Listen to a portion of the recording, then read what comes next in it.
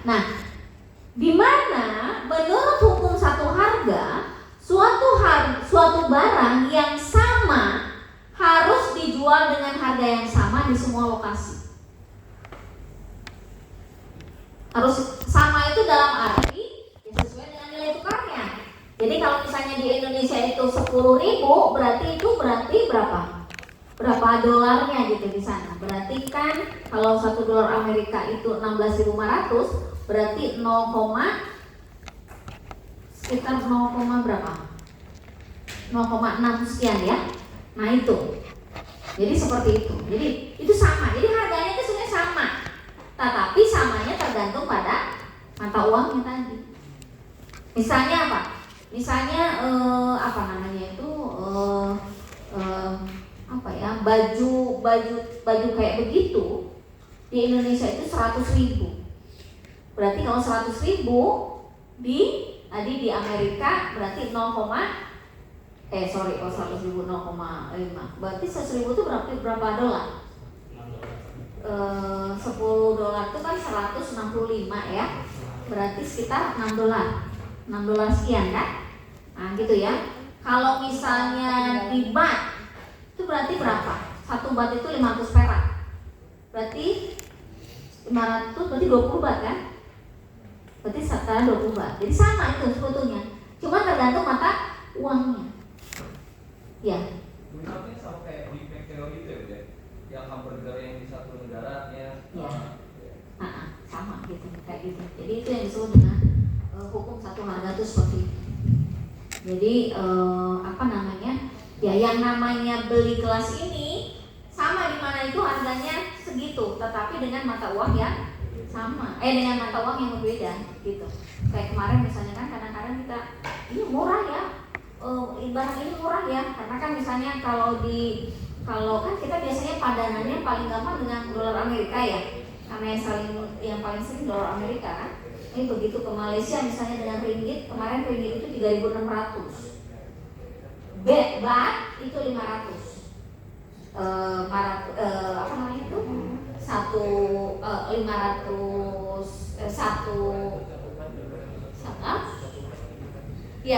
Satu bat 500 perak, 500 rupiah gitu ya. 1 ringgit berarti 3.600 gitu.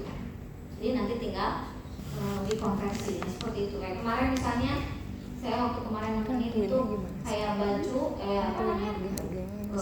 baju kayak buat tidur, kalau kayak di Jogja kali ya, di Jogja itu kayak baju batik. Nah baju batik itu di Jogja misalnya 50.000,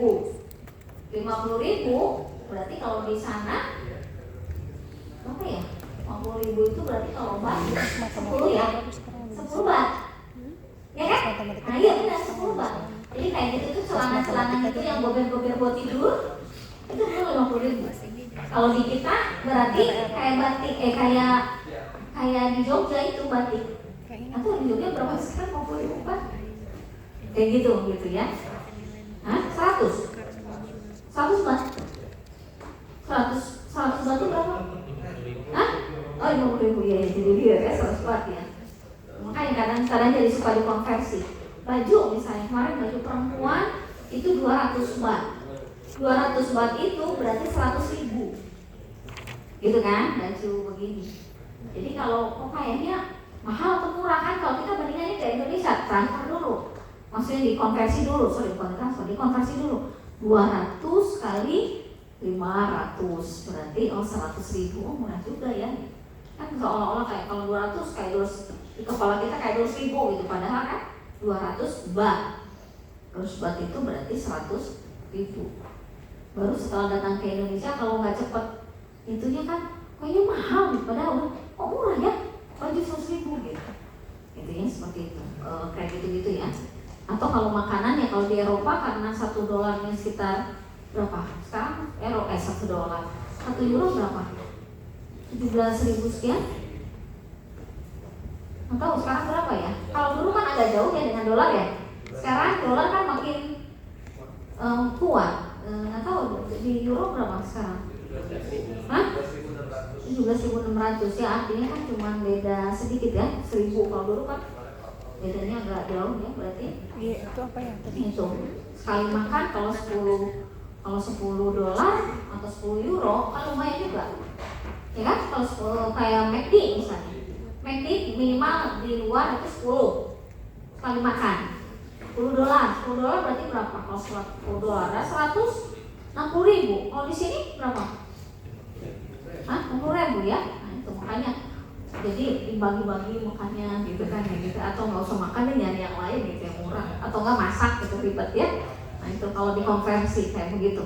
Nah itu kaitannya dengan hukum satu harga ya. Nah jadi logika dasarnya yang tadi ya, teori purchasing power parity didasarkan atas prinsip yang disebut dengan hukum satu harga. Sesuai dengan hukum satu harga, suatu barang yang sama harus dijual dengan harga yang sama di semua lokasi, tapi tergantung tadi mata uangnya ya.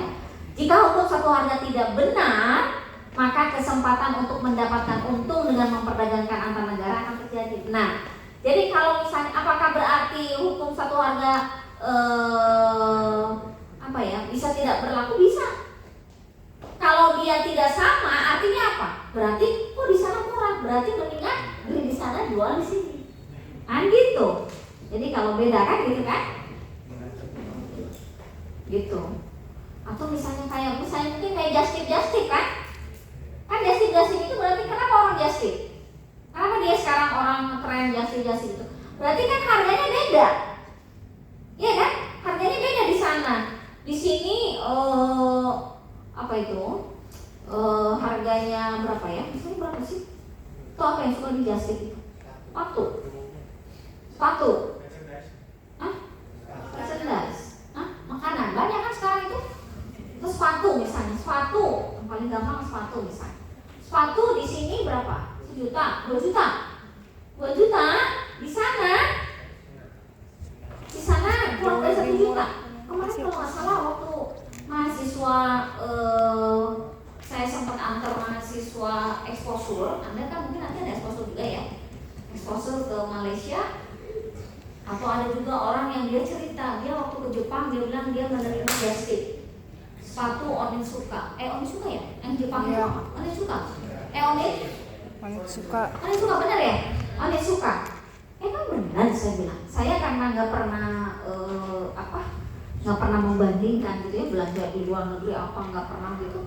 Benar saya bilang tuh itu murah. Benar Bu katanya. Ya benar. Katanya Onitsuka di sini 1,5 minimal, di sana 600, di sana 900.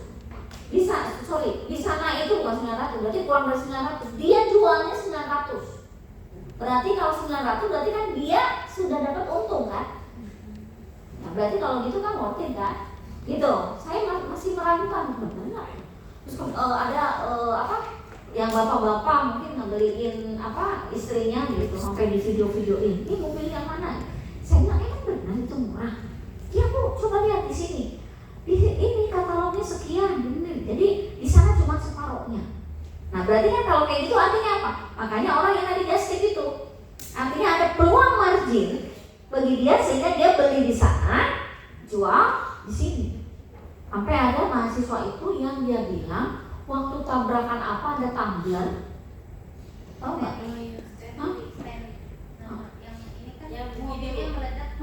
Tapi itunya tumblernya itu si mahasiswa itu kemarin meninggal ya. Ya Allah, dia sampai kejar ke mana gitu. Karena apa? Karena ada Just Tip. Dia bilang gimana sih pas dia ini akhirnya dia menginginkan dari grupnya, dia lari ke sana gitu kan, beli berapa ya, 5 tumbler atau 3 tumbler. Saya lihat apa sih tumblernya gitu.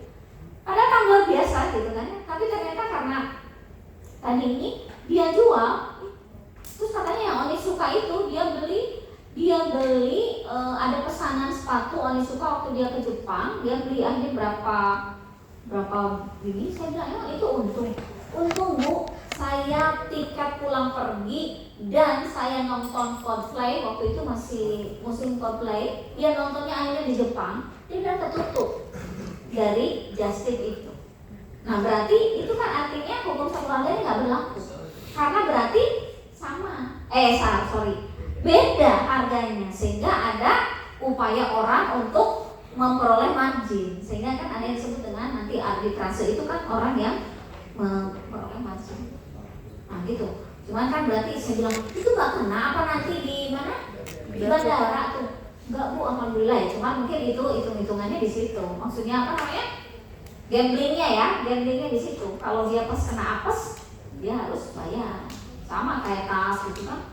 Sudah orang-orang kok pada ini emang nggak ketar-ketir gitu ya, takut gitu beli HP, kan ada yang beli HP apa ya tergantung nasib gitu, akhirnya ya ada yang lolos, kalau enggak ya berarti dia bayar cukai kan gitu ya, resikonya seperti itu. Nah itu yang disebut dengan hukum satu harga itu, sehingga kalau ada perbedaan ya memang orang akan memperoleh itu, sehingga dia akan beli di sana, jual di sini, dia dapat margin, itulah yang disebut dengan ini. Proses dalam hal mengambil keuntungan dalam perbedaan harga pada pasar yang berbeda maka disebut dengan arbitrase. Seperti itu. Ya. Nah, itu ada makanan kan sampai sih itu mahasiswa itu juga beli makanan tuh kayak ciki-ciki itu banyak. Dia beli gitu. Yang di sini nggak ada ya. Ternyata itu nitip, ada yang nitip gitu kayak gitu, berarti memang worth it lah. Katanya worth it kalau ke Malaysia di Genting atau katanya di Swiss, sekarang kan ada di Karawang tuh, tahu kan? Nah, yang itu ya nggak tahu apa bener nggak ininya. Kalau kemarin katanya kayak di Malaysia itu makanya kenapa pada belanja ke Genting yang premium outlet, karena tadi Nike katanya di sana di sini 1,5, di sana 900. Tas, kan di sana pada branded semua ya. Ada yang premium outlet yang branded di sana, di separohnya lah. Ya, mungkin kalau yang tukang belanja ngebanding-bandingin tahu gitu. Kalau saya benar nggak sih? Saya bilang benar nggak sih? Gitu. Nah, berarti benar kalau begitu. Ya, artinya ada peluang tadi orang yang pikirannya bisnis ya, ini kan orang bisnis ya. Nah ini di sekolah bisnis ya, orang bisnis ya begitu memanfaatkan peluang. Ya. Kalau kasus biasa itu berarti kan uang negara kan keluar dan berarti nggak ada pajak masukan dari transaksi. Itu di sisi yang lain ya, betul. Tapi kalau kita bicara tadi kan bicara hukum satu harga ya. Kalau bicara hukum satu harga berarti tadi beda, nggak sama. Berarti di sana lebih murah. Nah tadi terlepas dari misalnya artinya kan berarti beli import ya, berarti artinya uang kita memang keluar dari sana, keluar ke sana. Berarti banyak yang terkuras ke sana. Makanya kebalikannya kan harusnya di Indonesia ada sesuatu yang bisa dijastifkan juga gitu. Sehingga tadi atau orang asing ke sini pada belanja ke sini juga. Nah itu PR juga supaya tadi orang jangan pada belanja aja ke sana gitu. Tapi yang lain juga pada belanja di sini. Gitu seperti itu. Ya, terlepas misalnya yang karena nggak kena pajak dan sebagainya, berarti itu cerita yang berbeda ya. Itu ini yang ceritanya yang hukum satu harga. Oke, sampai sini ada yang mau disampaikan lagi? Kalau sudah berarti sesi yang pertama selesai.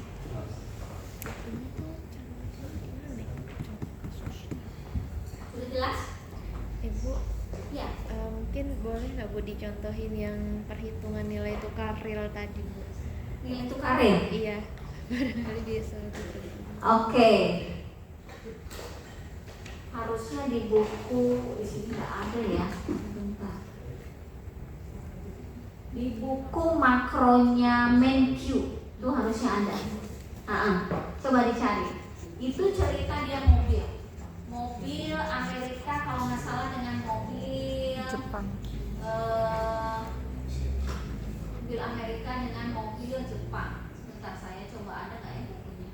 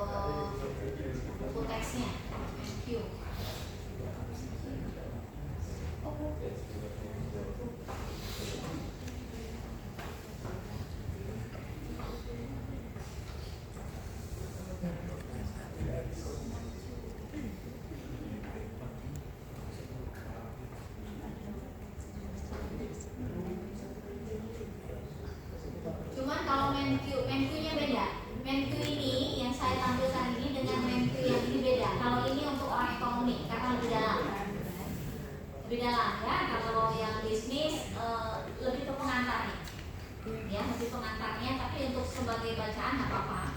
Kalau orang ekonomi pasti pakai ini.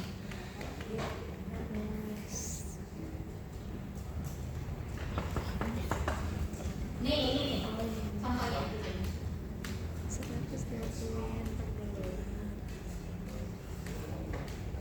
Ini American car cost $10.000, kemudian mobil Jepang 2.400 yen. Ya. To compare the price of the two car. Nah, ini berarti $1 120 yen. Ya. Berarti apa? Kan ini berarti American car cost menjadi 1.200 yen, ya kan? Berarti comparing the price of the American cars jadi $10.000 menjadi 1.200 yen kan? Sementara mobil Jepang itu 2.400 yen, gitu, ya. Nah, jadi di sini real exchange rate-nya 120 yen per dolar dikali $10.000 per American car. Nih domestiknya karena kan dia Harvard ya, jadi harga domestiknya American car itu dibagi 2.400 yen per Japanese car. Jadi ini 0,5 Japanese car, ini ya American car, seperti itu. Jadi di sini ya 1/2 of a Japanese car per American car, gitu. Jadi mana yang lebih mahal? Kan tadi mobil Amerika itu menjadi 1.200.000, mobil Jepang 2.400.000, ya kan? Berarti mobil Jepang itu 2 kalinya Dari mobil Amerika, atau mobil Amerika itu setengahnya mobil Jepang. Nah itu, jadi gitu. Jelas nggak? Nanti bisa ini contohnya ya. Iya, Bu. Makasih, Bu. Untuk baca nggak apa-apa, ini memang lebih advance ya karena untuk mahasiswa ekonomi, tetapi sebetulnya ada kaitannya. Jadi tidak semua bahan yang di sini, yang di buku ini diajarkan di sekolah bisnis. Jadi yang lebih umum di sini. Apalagi ini kan masih PR ya, pengantar. Nanti kalau nggak salah kan ada lagi makronya ya. Ada nggak sih? Ada. Ada kan? Nah itu nanti ada makro. Silakan tadi bisa dicek. Itu berarti makroekonomi MenQ tadi apa? MenQ apa atau apa?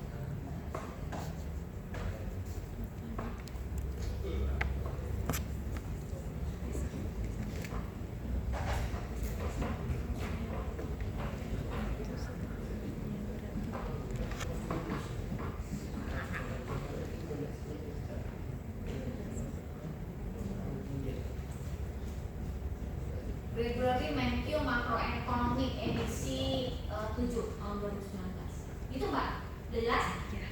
Makasih, Bu.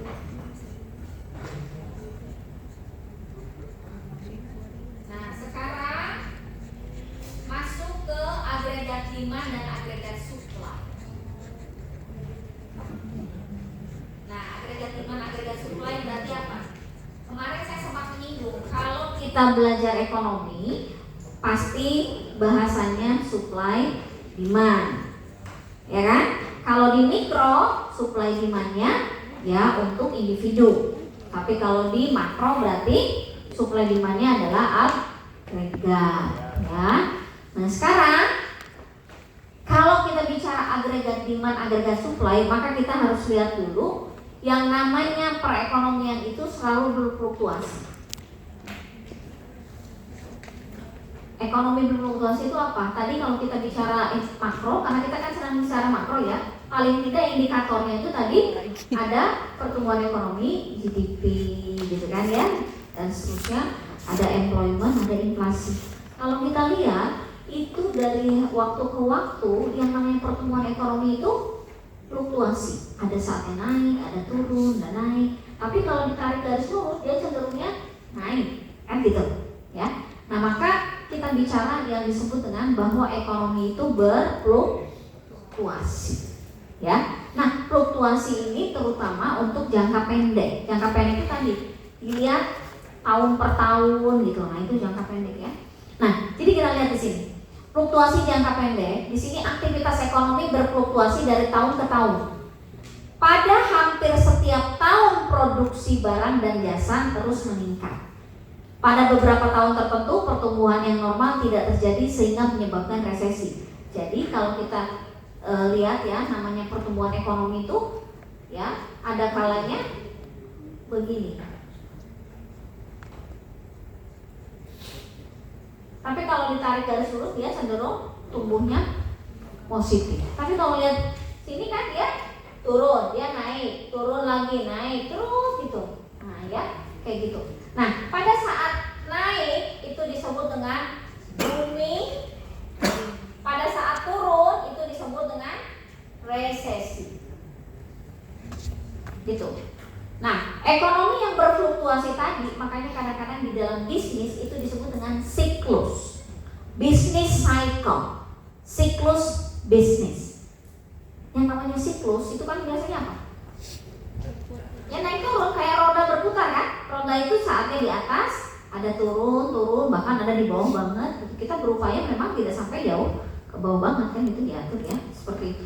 Tetapi sejatinya itu dia fluktuasi seperti itu ya. Jadi kalau saat jelek itu resesi, saat bagus booming. Nah ini resesi adalah periode di mana terjadinya penurunan GDP real, penurunan pendapatan dan peningkatan pengangguran. Jadi yang namanya resesi itu indikator makro yang 3 itu jelek semua. Itu biasanya resesi itu seperti itu. Jadi output nasional pertumbuhan ekonomi turun, inflasi naik, employment turun atau unemployment dia naik. Itu maka terjadilah resesi. Kalau depresi itu apa? Depresi itu adalah sebetulnya resesi yang terus-terusan. Makanya orang stres itu stresnya cukup sebentar, jangan diterus-terusin gitu ya. Nanti kalau terus-terusan bisa jadi depresi. Depresi itu udah artinya udah semakin parah gitu ya, seperti itu.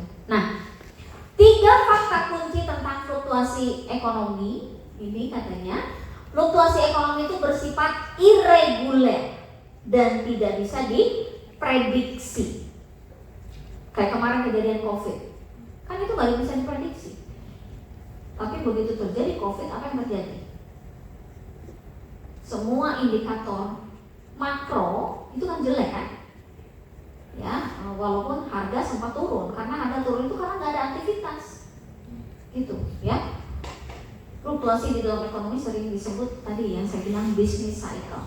Hampir seluruh variabel makro berfluktuasi secara bersama-sama. Ketika output berkurang, maka pengangguran meningkat. Saya kemarin menyinggung indikator output itu pasti berdekatan erat dengan employment unemployment.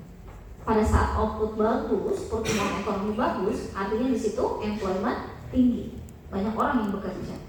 Dengan kata lain, unemployment-nya turun, gitu ya. Tapi kalau outputnya lagi bagus, ya berarti artinya orang banyak yang bekerja, unemployment-nya turun, gitu ya. Jadi sangat erat kaitannya. Nah, kemudian, nah ini kalau kita lihat, nih lihat, ini kan apa? Dia sebetulnya naik turun, gitu kan, terus, gitu seperti itu. Tapi sejatinya dia kalau tarik garis lurus dia naik, kecenderungannya naik. Tapi kalau dia lebih detail per detail dalam jangka pendek tahun per tahun gitu, kelihatan tidak selalu naik, ada saatnya, gitu ya. Nah kemudian hampir seluruh variabel makroekonomi berfluktuasi secara bersama-sama. Hampir seluruh variabel makroekonomi yang mengukur berbagai bentuk pendapatan atau produksi berfluktuasi secara bersama-sama dan berhubungan erat. Meskipun banyak variabel makro berfluktuasi secara bersama-sama, mereka berfluktuasi dengan jumlah dan besaran yang berbeda-beda. Ini contoh. Nah ini investment spending. Ya, investment spending juga begitu. Jadi kondisi ini dari sisi variabel investasi ya itu juga sama, naik turun. Jadi ya seperti itu. Tuh tadi variabel output, ini variabel investasi. Nah, kemudian ya ini tadi yang pada saat output turun, pengangguran meningkat, perubahan GDP real berhubungan terbalik dengan perubahan laju pengangguran. Pada periode resesi, pengangguran meningkat secara substansial.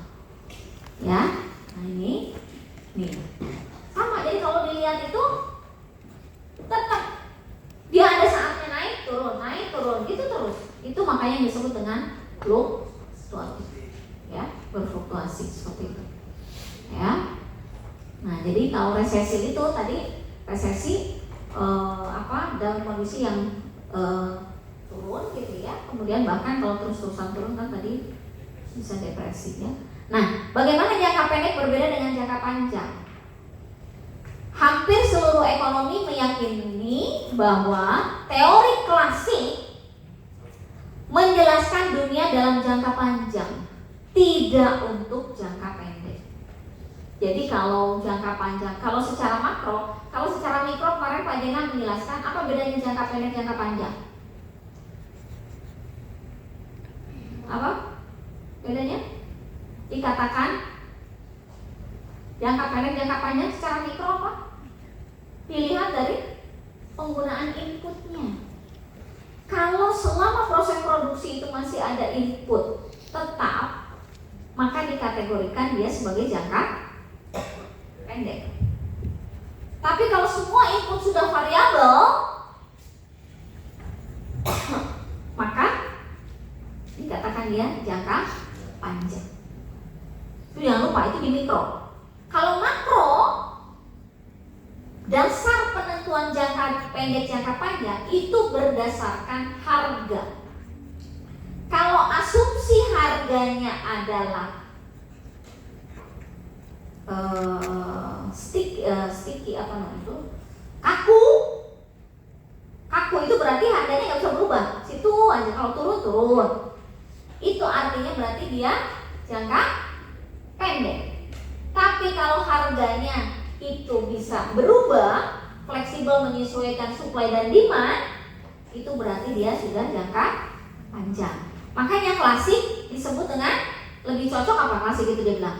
Jangka panjang. Asumsinya di ekonomi jangka panjang berarti apa? Harganya sudah berubah, gitu ya, seperti itu, ya, seperti itu. Jadi perubahan suplai uang mempengaruhi variabel nominal tapi tidak variabel real dalam jangka panjang. Asumsi netralitas uang tidak cocok ketika mengkaji perubahan tahun per tahun di dalam perekonomian. Jadi klasik itu lebih kepada jangka panjang. Nah, di sini ada dua variabel yang digunakan untuk mengembangkan sebuah model untuk menganalisis jangka pendek. Output barang dan jasa suatu perekonomian diukur oleh GDP real, tingkat harga keseluruhan diukur oleh, kemarin yang kita bahas variabel makro itu output nasional kan GDP. Kalau mengukur tingkat harga dengan inflasi itu biasanya yang banyak digunakan adalah indeks harga konsumen. Selain GDP deflator ya, yang paling sering digunakan adalah indeks harga konsumen. Atau di sini kan ada GDP deflator. Gitu. Nah, ekonomi menggunakan model agregat demand. Jadi kalau di dalam cerita demand supply-nya, kalau di makro itu agregat demand, demand-nya, kalau di supply itu agregat supply untuk menjelaskan fluktuasi jangka pendek dalam aktivitas ekonomi di sekitar tren jangka panjangnya. Nah, ini kita lihat. Ya. Nah, ini kurva agregat demand. Jadi sebetulnya di kemarin kalau di mikro apa?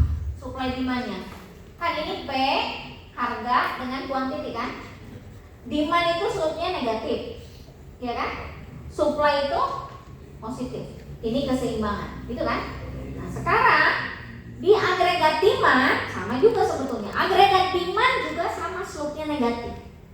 Cuma Cuman yang dijelaskannya kalau agregat demand itu apa? P-nya ini bukan harga individu, tapi dia tingkat harga. Kalau tingkat harga itu berarti apa? Harga-harga barang-barang yang ada di suatu negara tersebut. Bundle sekelompok dari barang yang biasanya digunakan untuk menghitung inflasi. Ada sekian ratus barang. Di makro bukan key quantity barang, tapi apa? Y real. Kalau di makro kan Y real. Gitu, ya. Nah, di dalam makro di sini kurva agregat demand itu menunjukkan slope yang negatif itu menunjukkan jumlah barang dan jasa yang ingin dibeli oleh pelaku ekonomi. Ada siapa saja? Rumah tangga, ada perusahaan, ada pemerintah, dan kalau ada tadi ekonomi terbuka berarti kan ada ekspor impor, gitu ya, seperti itu pada setiap tingkat harga. Itu agregat demand-nya, ya. Sementara agregat supply itu menunjukkan jumlah barang dan jasa yang dihasilkan dan dijual oleh perusahaan pada setiap tingkat harga. Perusahaan di mana? Konteksnya jangan lupa, makro itu negara, ya, negara, gitu kan ya, seperti itu. Nah itu agregat supply. Sama, slope-nya positif dan negatif. Agregat demand slope-nya negatif, agregat supply slope-nya positif. Tapi nanti kalau di jangka panjang nanti agregat supply-nya jadi dia vertikal ya. Kalau seperti ini jangka pendek ya, seperti itu. Itu equilibrium. Ingat, yang di atasnya P-nya adalah tingkat harga, price level. Y-nya itu adalah Y real-nya adalah quantity output secara keseluruhan. Y real-nya itu adalah output secara keseluruhan ya. Seperti itu. Nah, kemudian kurva agregat demand. Jadi secara makro agregat demand itu kembali ke sini. Karena tadi apa? Tadi agregat demand itu yang ini dibeli oleh rumah tangga, ini konsumsi, perusahaan investasi, pemerintah government expenditure. Jadi agregat demand itu komponennya sama dengan komponen pendapatan nasional. Komponennya C, I, G, gitu ya. Dan net ekspor. Net ekspor itu kan siapa? Boleh konsumen, bisa produsen, tapi tadi yang menggunakan ada yang dia ekspor, ada yang impor, kan gitu, misalkan itu aja ya. Tuh, itu agregat demand. Kemudian ini agregat demand, slope-nya tadi negatif ya. Ke bawah semakin ini, nah ini ke kanan semakin banyak. Ya, ingat Q-nya adalah tadi atau Y-nya pendapatan real itu kan dari barang dan jasa yang dihasilkan suatu negara ya. Nah, kenapa kurva agregat demand itu negatif? Kalau kemarin kan ini itu apa? Negatif itu kan hukum demand itu karena kalau harganya naik jumlah yang diminta turun. Nah sekarang agregat demand negatif itu ada 3 kaitannya. Pertama kaitannya dengan tingkat harga dan konsumsi, maka disebut dengan the wealth effect. Kemudian kaitannya tingkat harga dan investasi, maka yang disebut dengan the interest rate effect. Dan ada kaitannya dengan tingkat harga dan ekspor bersih, kaitannya ini yang disebut dengan exchange rate effect. Jadi ingat lihat, dengan konsumsi the wealth effect, dengan investasi interest rate effect, dengan ekspor bersih exchange rate effect. Gitu penjelasannya. Kita lihat. Yang konsumsi tadi dengan wealth effect. Jadi kalau ada harga-harga turun, ya itu artinya kalau tadi kan kalau konsumsi itu katanya dengan wealth effect. Berarti di situ ada kekayaan kan, efek kekayaan. Jadi kalau harga-harga barang jasa itu turun, konsumen itu merasa lebih kaya. Sehingga kalau merasa lebih kaya, mereka akhirnya apa? Bisa membeli barang dan jasa lebih banyak kan gitu. Nah itu yang disebut dengan wealth effect. Kemudian peningkatan pengeluaran konsumen ini berarti jumlah barang dan jasa yang diminta kan jadi lebih banyak secara makro kan? Karena kita ingat itu kita sedang membicarakan makro. Jadi kalau harga barang-barang lagi turun, itu seolah-olah kekayaan konsumen itu jadi naik sehingga dia bisa membeli barang dan jasa lebih banyak. Sehingga secara agregat kalau orang-orang seperti itu berarti permintaan terhadap barang dan jasa akan makin banyak, gitu. Ya. Seperti itu. Nah, kemudian berikutnya ingat, investasi kaitannya dengan interest rate effect. Kalau tingkat harganya turun, berarti apa? Itu biasanya kalau harga-harga pada turun, itu suku bunga juga turun. Kalau suku bunga turun, investor apa? Senang. Dia akan investasi, dia akan pinjam ke bank untuk meningkatkan investasinya, gitu. Itu ya, seperti itu. Maka peningkatan pengeluaran investasi ini berarti apa? Jumlah dan barang jasa yang diminta jadi lebih banyak. Jelas? Gitu. Itu yang disebut dengan kaitannya dengan interest rate effect, yang kaitannya tadi dengan investasi. Kalau wealth effect tadi dengan consumption. Ya. Kemudian yang berikutnya kaitannya dengan ekspor, itu maka dengan exchange rate effect.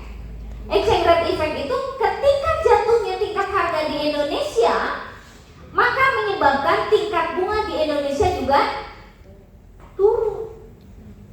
Jadi kalau harga-harga turun, maka di sini tingkat bunga di Indonesia turun, maka nilai tukar real menjadi terdepresiasi. Tadi terdepresiasi itu berarti apa? nilai tukar. Ekspor kita naik, ya kan? Berarti ekspor kita akan naik. Itu akan menstimulir di sini apa? Ekspor bersih. Ekspornya akan naik. Ya, ekspor bersih. Seperti itu. Jadi peningkatan pengeluaran untuk ekspor bersih berarti jumlah barang dan jasa yang diminta menjadi lebih banyak. Nah, jadi itu kenapa agregat demand itu slope-nya negatif, ya. Kemudian sekarang setelah punya agregat demand, kemarin agregat demand itu bisa bergerak, bisa bergeser kan? Sekarang pergeseran agregat demand itu karena apa? Pertama, kemiringan negatif kurva agregat demand menunjukkan bahwa turunnya tingkat harga akan meningkatkan jumlah keseluruhan barang dan jasa yang diminta. Jadi intinya sama, kalau harga turun jumlah yang diminta naik, tapi naiknya apa? Kaitannya dengan konsumsi, kaitannya dengan investasi, kaitannya dengan ekspor impor, gitu kan? Ya. Namun demikian banyak faktor lain yang mempengaruhi jumlah barang dan jasa yang diminta pada setiap tingkat harga. Ketika satu dari faktor ini berubah, kurva agregat demand bergeser. Nah, apa yang menyebabkan pergeserannya? Yang menyebabkan pergeserannya adalah, nah ini, tadi komponen agregat demand apa? C, I, G, X, F. Jadi yang membuat bergeser itu adalah ini komponen.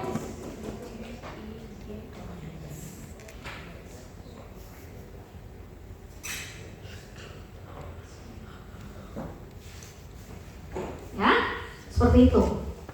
Nah, kemudian nih, ya, ini kurvanya, ini yang bergeser. Nah, ini kalau bergeser itu berarti pada tingkat harga yang sama kan kuantitinya lebih banyak, gitu. Oke. Nah, berikutnya agregat supply. Agregat supply dalam jangka panjang, agregat supply itu tadi kalau saya bilang agregat supply itu kan slope-nya positif. Itu jangka pendek berarti. Kalau dalam jangka panjang dia vertikal. Ya. Gitu. Jadi lihat dalam jangka pendek kurva agregat supply itu kemiringannya positif. Kalau dalam jangka panjang di sini produksi barang dan jasa suatu perekonomian tergantung pada suplai tenaga kerja, kapital dan sumber daya alam serta pada teknologi yang digunakan untuk merubah faktor lain menjadi barang dan jasa. Tingkat harga tidak mempengaruhi variabel ini dalam jangka panjang. Nah, jadi ini long run-nya. Nah, jadi long run tuh, jadi agregat supply itu kalau dalam jangka panjang dia vertikal, berarti dia tidak bisa berubah. Karena apa? Karena sudah disebut dengan posisinya sudah full employment. Pernah dengar full employment? Nah, full employment itu berarti semua sumber daya sudah dimanfaatkan secara penuh, sehingga nggak bisa berubah. Ya, kuantitinya nggak bisa berubah. Jadi di sini, gitu ya. Seperti itu. Jadi nih, does not affect the quantity of goods and services supply in the long run. Jadi in the long run itu quantity sudah tidak bisa ditambah lagi karena semua sumber daya sudah full dimanfaatkan sehingga disebut dengan full employment. Nanti kita lihat di sini. Kurva agregat supply jangka panjang berbentuk vertikal pada tingkat natural rate of output. Tingkat produksi ini juga disebut sebagai potential output or yang tadi saya bilang full employment output. Jadi artinya semua sumber daya yang dimiliki di negara itu sudah dioptimalkan sehingga nggak bisa. Ya. Nah, apa yang menyebabkan pergeseran agregat supply? Perubahan apapun dalam perekonomian yang merubah tingkat output potensial akan menggeser kurva agregat supply jangka panjang. Pergeseran dapat dikelompokkan berdasarkan berbagai faktor yang mempengaruhi output dalam model klasik. Nah, apa itu yang menyebabkannya? Pertama, oleh kaitannya dengan sumber daya, tenaga kerja, kaitannya dengan kapital, kaitannya dengan sumber daya alam, dengan teknologi. Gitu. Jadi kalau tenaga kerja bertambah, kan kita lihat, kita ingat, kalau kita bicara produksi, Pak Jana pasti sudah menjelaskan kan, yang namanya fungsi produksi itu apa? Y adalah fungsi dari K dan T. Ya enggak? Ya enggak? Y ini akan naik atau turun tergantung apa? Ini kan? Kalau K-nya naik, Y-nya naik. Kalau L-nya naik. Maka kalau bicara skala produksi itu, maka kan di sini ada increasing return to scale, ada constant return to scale, ada decreasing return to scale. Increasing return to S. Ya kan? Gitu. Ya, kalau increasing itu apa? Kalau increasing itu, kalau ini naiknya 10, input naiknya 10, output naiknya lebih dari 10. Kalau konstan, input naik 10, output naiknya 10 juga. Kalau decreasing, output naik 10, input naiknya 10, output naiknya kurang dari 10. Jadi kalau yang namanya return to scale itu, output itu pasti naik. Uang ada namanya, kita waktu belajar di mikro, Pak Jana pasti sudah menjelaskan input itu ada input tetap, ada input variabel. Dan pasti namanya dalam proses produksi itu pasti ada input variabel, ya kan? Jadi artinya kalau input variabelnya ditambah, output pasti nambah, ya enggak? Maka yang namanya return to scale, semua output itu pasti nambah. Hanya nambahnya itu apakah sama dengan penambahan input, ataukah lebih banyak dari penambahan input, atau lebih sedikit, kan gitu. Jadi bukan berarti decreasing return to scale itu outputnya turun, bukan.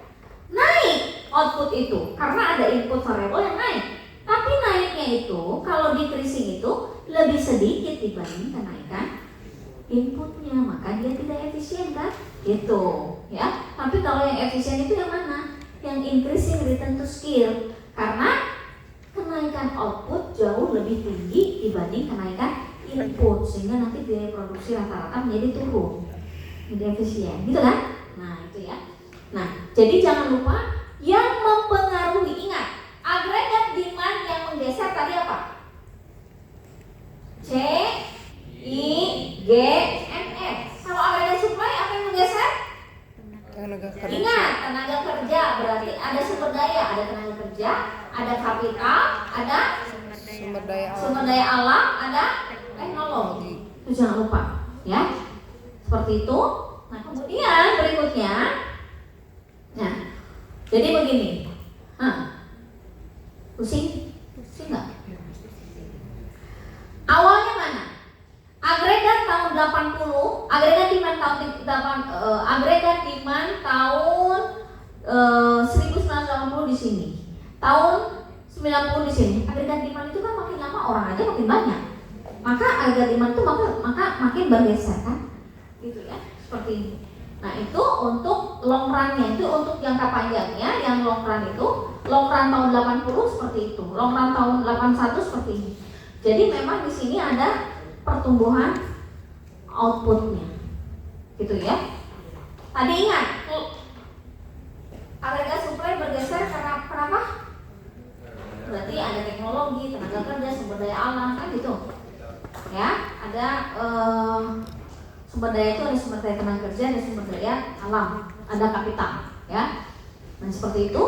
Nah ingat, perhatikan, nih lihat, tingkat harga, ya. Begitu agregat demand bergeser, agregat supply bergeser, keseimbangan bergeser kan? Ya enggak?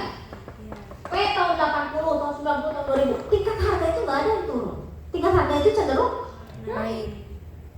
Gitu. Ya, seperti itu. Nah, kemudian berikutnya nih. Kalau yang namanya tingkat harga naik, berarti di situ terjadi apa? Inflasi. Inflasi itu apa? Tingkat harga naik kan? Nah, jadi memang inflasi itu selalu terjadi.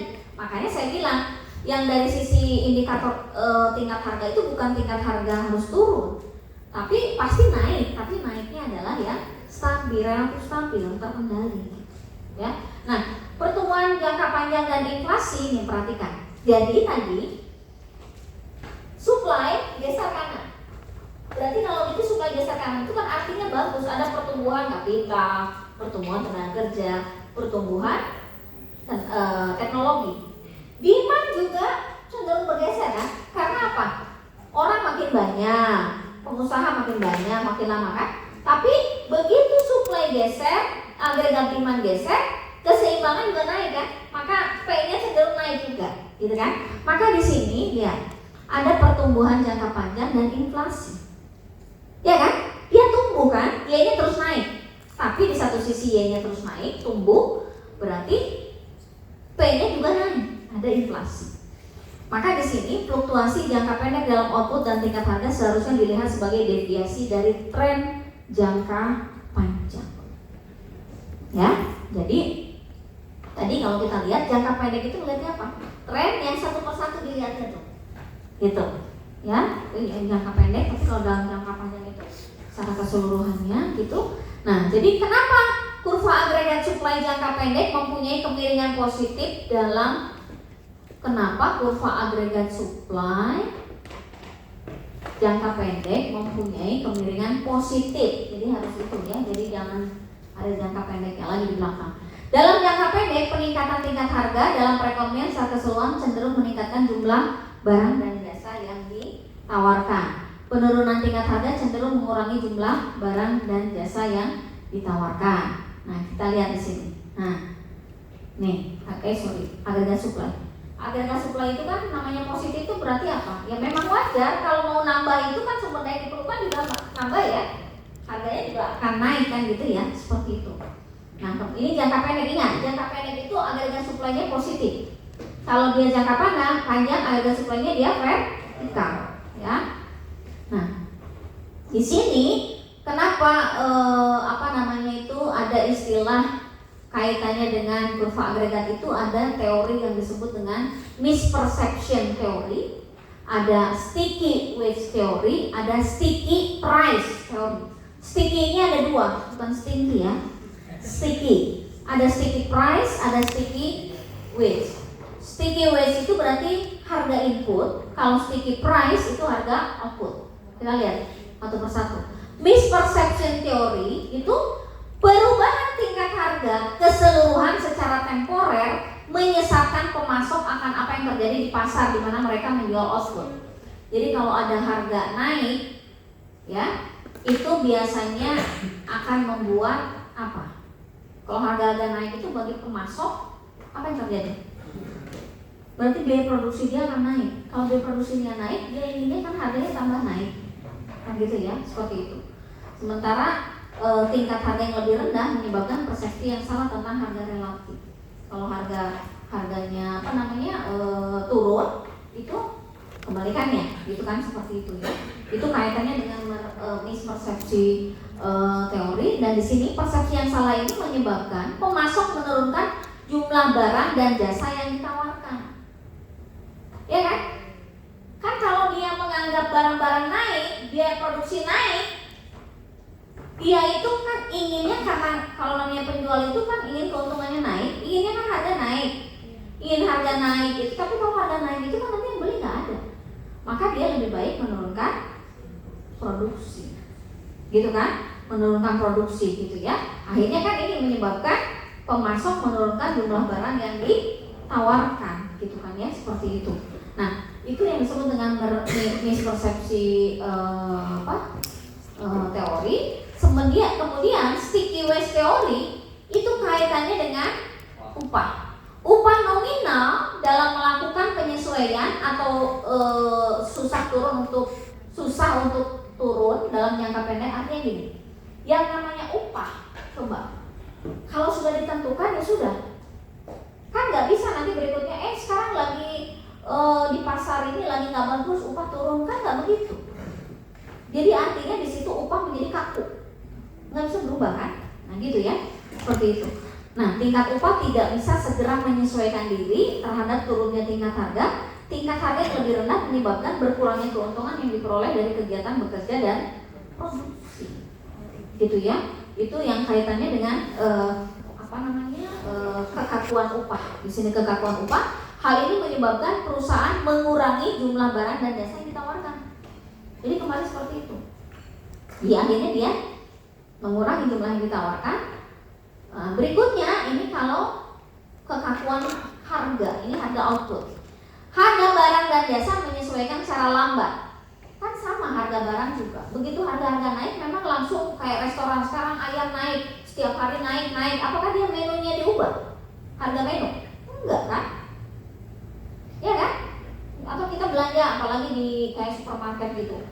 Misalnya sekarang di luaran sekarang harga susu naik. Apakah dia tiap hari terus merubah bandrol harga? Kan enggak juga. Jadi memang namanya harga itu kaku. Ya, kaku gitu kan, cenderung kaku. Nah, harga input, harga output itu cenderung kaku. Jadi seperti itu. Jadi penjualan yang tertekan ini akan menyebabkan perusahaan mengurangi jumlah barang dan jasa yang dihasilkan akhirnya. Karena juga harga barang itu juga tidak lantas berubah ya. Kalau dia mau naik, mau turun ya tetap aja dia seperti itu. Kan gitu ya. Nah, itu kaitannya dengan upah kaku. Nah, itu akhirnya yang menyebabkan kenapa tadi ya kaitannya teori-teori yang kaitannya dengan teori agregat supply. Nah, kemudian sekarang kenapa? Apa yang menyebabkan kurva agregat supply bergeser?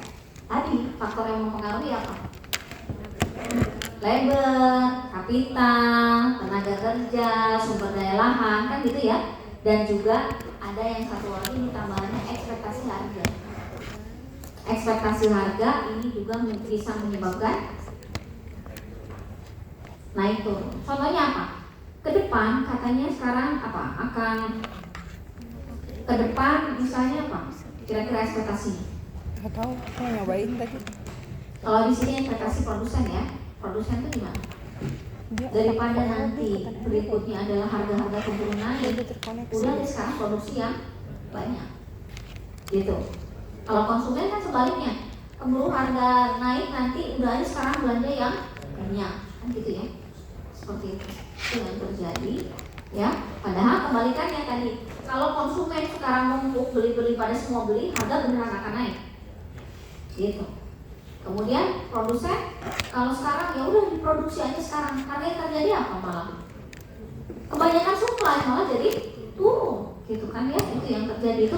Makanya hati-hati persepsi, ya persepsi itu persepsi, ekspektasi ya, dugaan prasangka.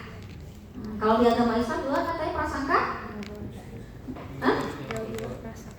prasangka juga kan salah, jangan berprasangka dulu nanti salah. Nggak boleh gitu ya, suzon. seperti itu. Nah, peningkatan tingkat expected price mengurangi jumlah barang dan jasa yang ditawarkan dan menggeser kurva agregat supply jangka pendek ke kiri. Ya, penurunan tingkat expected price meningkatkan jumlah barang dan jasa yang ditawarkan.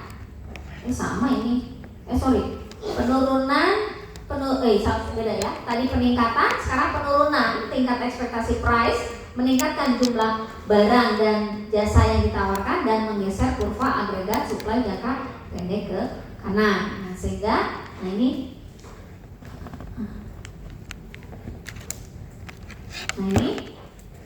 ini agregat demand. Kalau agregat demand nggak ada long and short, supply aja ya. Supply yang short positif, long run vertikal, gitu. Nah, kemudian sekarang perhatikan, nanti ada istilah yang disebut dengan lihat. Nah ini, dan sekarang keseimbangan yang awal di mana? Hah? Keseimbangan awal di A. Sorry. Keseimbangan awal di A kan? Ya nggak? Benar nggak di A? Sorry. Iya, kebenaran di A itu jangka panjangnya juga di situ. Ya kan? Demand awalnya kan ini. Demand awal yang biru. Supply awal yang biru. Ya kan? Ketemunya di titik A. Oke? Sekarang agregat demand geser ke kanan. Apa yang menggeser agregat demand geser kanan? Apa tadi? Agregat demand geser ke kanan, apa yang membuat pergeserannya? C, I, G. Jangan lupa itu. Itu yang agregat yang menggeser agregat demand kan itu kan? C, I, G. Sekarang kalau agregat demandnya geser, itu tadi menggeser agregat demand ke kanan. Sekarang agregat demand geser ke kiri. Sama kan yang menggesernya C, I, G. Ke kiri berarti keseimbangan sekarang di mana? Di B. Ya kan? Di B. Kalau di B itu berarti apa? Harganya turun, Y-nya tapi turun. Harga turun memang bagus. Y turun kan gak bagus. Ya kan? Gitu kan? Nah sekarang misalnya agregat supply geser ke kanan. Harga geser ke kanan gimana? Berarti sekarang apa? Keseimbangan berarti pindah di mana? Pindah ke C kan? Kembali ke C. C itu berarti apa? C itu Y-nya balik lagi ke semula kan? Semula tapi P-nya turun. Nah, itu yang disebut dengan long run itu kondisi yang seimbang dalam jangka panjang itu, makanya dia Y-nya naik kembali ke awal. Gitu. Ini P kebetulan P-nya juga turun. Jadi dari dua indikator kan bagus. Ya enggak? Ya enggak? Oke ya. Nah, ini kondisi kontraksi supply, agregat supply dan demand. Oke? Jadi Y1 ini adalah keseimbangan jangka panjang. Makanya tadi hijau itu garis lurus itu kan long run, agregat supply. Jadi Y-nya kembali kan waktu keseimbangan pertama di A. Ya kan? Keseimbangan pertama itu di A, posisi A itu adalah harganya di P1. Begitu sekarang agregat tadi apa yang berubah? Agregat demand. Agregat demandnya geser ke kiri, berarti keseimbangan di B. B itu kondisi harganya turun, tapi Y-nya juga turun. Kan gitu kan? Nah, sekarang ya ada agregat supply ke kanan supaya tadi dikembalikan lagi Y-nya, paling tidak Y-nya bisa naik kembali lagi gitu ya. Itu menjadi di jangka panjang. Nah, gitu ya. Jadi di sini pergeseran agregat demand dalam jangka pendek, pergeseran agregat demand menyebabkan fluktuasi dalam barang dan jasa yang dihasilkan suatu perekonomian. Dalam jangka panjang, pergeseran agregat demand mempengaruhi tingkat harga keseluruhan tetapi tidak mempengaruhi output. Ingat tadi, jangka pendek berarti apa? Jangka pendek itu berarti kan awalnya tadi agregat demand suatu negatif, agregat supply positif. Begitu agregat demandnya berubah, kebetulan berubahnya adalah ke kiri, berarti harga turun tapi Y-nya turun. Ya kan? Seperti itu. Ya. Nah, itu yang terjadi. Nah, kemudian dalam jangka panjang, jadi yang namanya jangka pendek itu adalah goncangan yang awal. Apa yang terjadi? Goncangan yang awal itu tadi kan P-nya turun, tapi Y-nya juga turun. Kan gak bagus. Maka gimana caranya supaya Y-nya naik? Y-nya naik itu berarti agregat supply-nya harus Dinaikkan tadi berarti sumber daya harus dinaikkan, labor, kapital, sumber daya alam, teknologi, ekspektasi kan bisa ditekankan. Maka dalam jangka panjang pergeseran agregat demand mempengaruhi tingkat harga secara keseluruhan, tetapi tidak mempengaruhi output. Jadi dalam jangka panjang itu Y sudah tidak bisa diubah lagi. Jadi dia makanya kan artinya kalau sudah di titik Y tadi yang yang vertikal, Y-nya udah nggak bisa lagi karena itu udah dianggap sebagai full employment. Tadi kan begitu pindah ke Y1 kan turun, maka dinaikkan laginya adalah harus ke kanan. Itu yang disebut dengan digeser lagi, di shock lagi, diguncang lagi. Guncangnya dengan apa? Dengan agregat supply yang tadi geser kanan. Apa? Di situ bisa penemuan teknologi baru, ya, kemudian kapitalnya ditambah, kemudian sumber dayanya dioptimalkan, gitu kan ya, kemudian levelnya dioptimalkan, seperti itu. Ya, dan berikutnya adalah penurunan dalam salah satu determinan agregat supply dan agregat supply akan menggeser kurva ke kiri. Penurunan dalam salah satu determinan agregat supply. Agregat supply berarti geser ke kiri. Kalau geser ke kiri kan boleh, tapi kalau ke kanan udah nggak bisa agregat supply kalau dia sudah di jangka panjang, ya. Seperti itu. Nah, output jatuh ke tingkat di bawah natural rate unemployment, maka pengangguran meningkat, tingkat harga meningkat. Jadi artinya, nah ini yang tadi. Nah, jadi kalau agregat supply-nya geser ke kiri, ini kalau dalam jangka pendek loh. Lihat, dalam jangka pendek. Lihat ya. Keseimbangan pertama di mana? A. Oke. Sekarang katanya ada goncangan di agregat supply yang membuat agregat supply geser ke kiri. Misalnya tadi ya, sumber daya udah habis dan lain sebagainya kan? Ya, berarti agregat supply geser ke kiri kan? Kalau agregat supply ke kiri, artinya berarti apa? Di situ. Berarti geser dari A ke B. B itu apa? B itu berarti harga naik dari P1 ke P2, maka itu terjadi inflasi. Oke? Output dari Y1 ke Y2 berarti apa? Jelek juga kan? Dari harga sudah naik, inflasi jelek. Y turun. Ini kan keseimbangan jangka panjang itu yang paling optimal. Ini turun ke kiri, artinya di sini berarti dua variabel jelek, gitu kan? Itu, ya, itu outputnya jatuh, gitu ya, seperti itu. Maka kondisi itu makanya disebut ada stagflasi. Stagflasi, nah ini.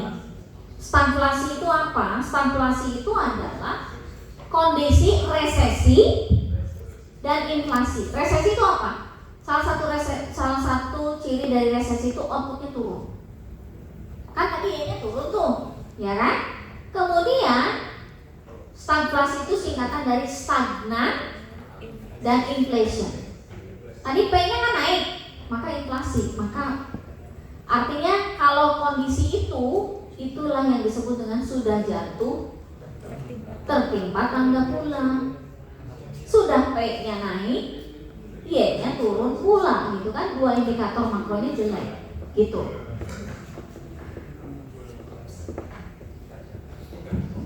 Jelas? Jadi, coba kalau saya tanya sekarang, teman-teman, dampak terhadap perekonomian itu lebih jelek supply, lebih jelek demand?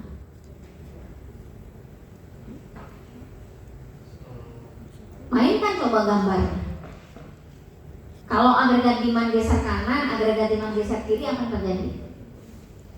Kalau agregat supply yang geser kanan, geser kiri, apa yang terjadi? Mana yang jelek terhadap perekonomian? Apakah goncangan agregat demand atau goncangan agregat supply?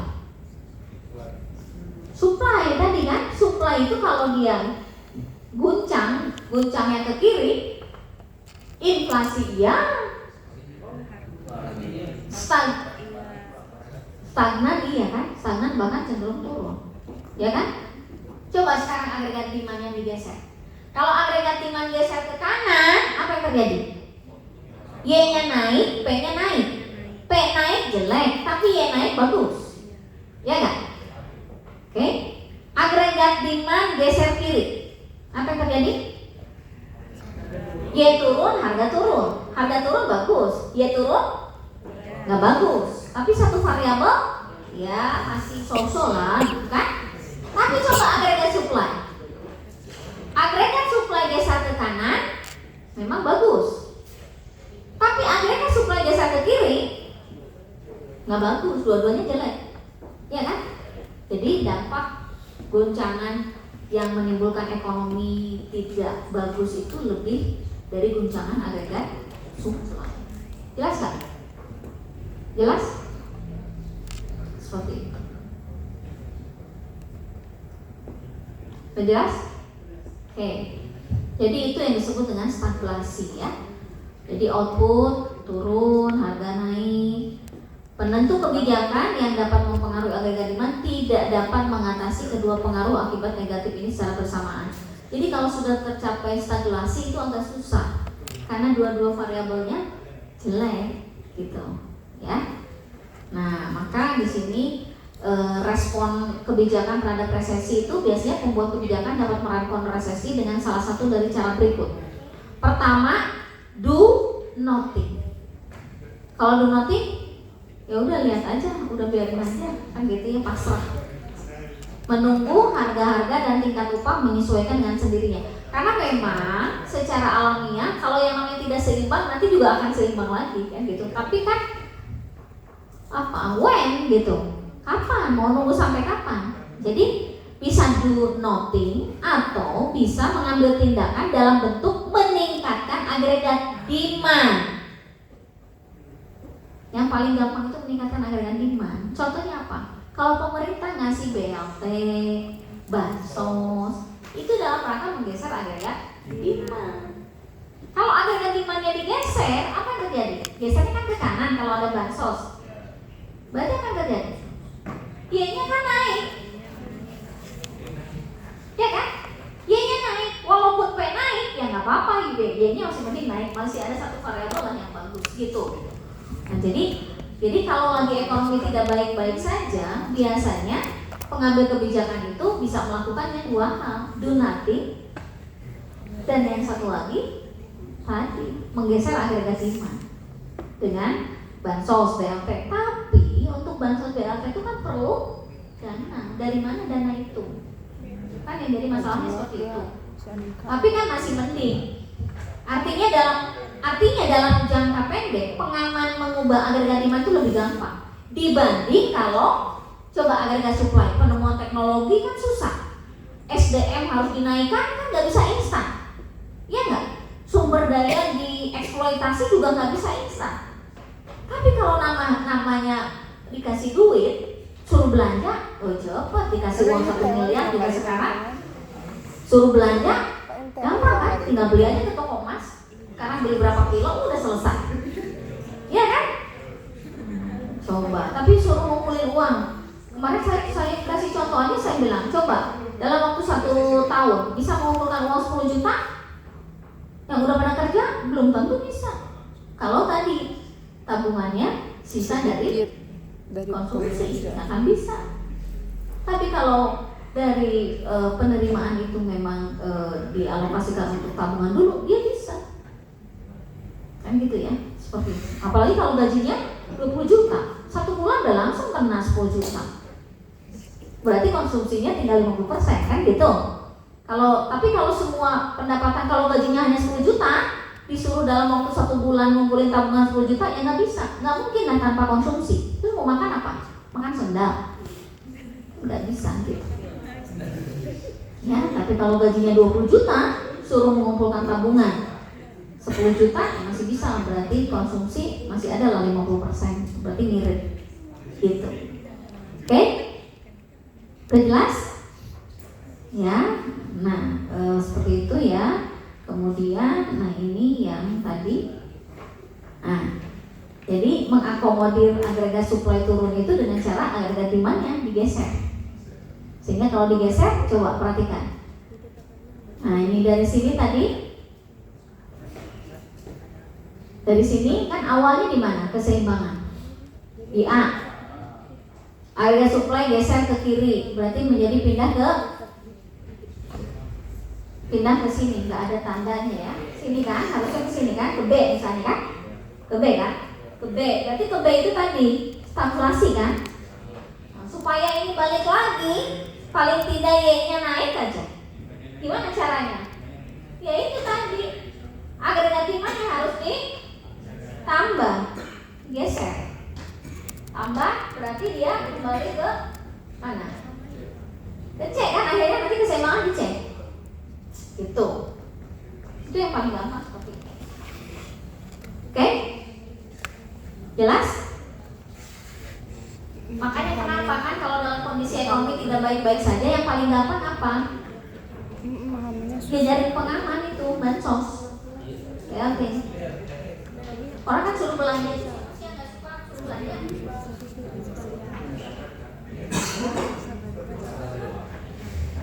Kan dikasih uangnya. Gila sih teh. Kalau nggak ada uangnya baru dia kan tinggal melihat. Aku akan sebagaimana Oke? Nah, itulah yang kita bahas hari ini. Tadi kok Azan nggak Sudah jelas? Gampang ya? Kalau belajarnya bareng-bareng gampang. Oh, udah terakhir nih. Tapi nanti kalau suruh baca sendiri, belajar sendiri biasanya mikir lagi. Makanya kenapa perlunya nanti Anda keluar dari sini, nanti orek-orek lagi. Karena kalau namanya ekonomi itu, kalau mikro lebih banyak ngitung, kalau makro itu lebih banyak grafik. Gitu. Ya, seperti itu. Oke, baik. Itu barangkali dari saya. Waktunya masih banyak. Silakan. Nanti saya akan ngasih latihan soal ya. Saya akan kasih latihan soal. Tolong diingatkan PJ siapa? Komti apa namanya? Mas. Tolong diingatkan ke saya paling telat besok malam. Ya, besok malam. Karena saya hari ini sampai malam masih ada agenda, jadi takut nggak kepegang, mungkin paling tidak besok malam ya. Seperti itu. Oh, kontaknya 0812 812 1907. Udah, ya. Oke. Nah terus kalau misalnya tadi nanti tolong diingatkan kalau butuh nanti buat baca-baca yang dokumen Q, nanti di sekalian aja saya share. Atau kalau teman-teman bisa ini sendiri juga boleh, silakan. Itu ya. Oke, baik. Itu seperti biasa sebelum kita meninggalkan ruangan, tolong renungkan. Nah, tolong renungkan kira-kira kurang lebih 5 menit. Ya, 5 menit lah cukup. Apa yang sudah kita pelajari hari ini? Paling tidak kan ada 2 sesi kan? Ada 2 sesi. Ada 2 sesi, tolong renungkan apa yang sudah kita pelajari hari ini. Pertama tadi kaitannya dengan perekonomian terbuka, ya kan? Barusan agregat demand dan agregat supply. Ekspor impor. Itu ya. Silahkan direnungkan dulu.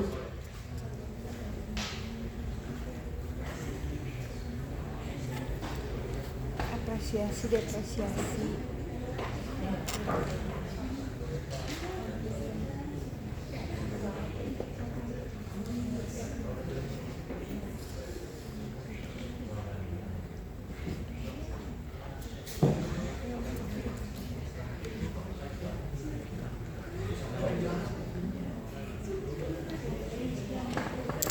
Trade balance.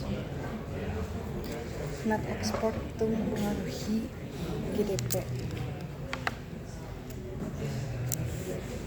Jadi aku yang pertama masih ini sih, yang kedua udah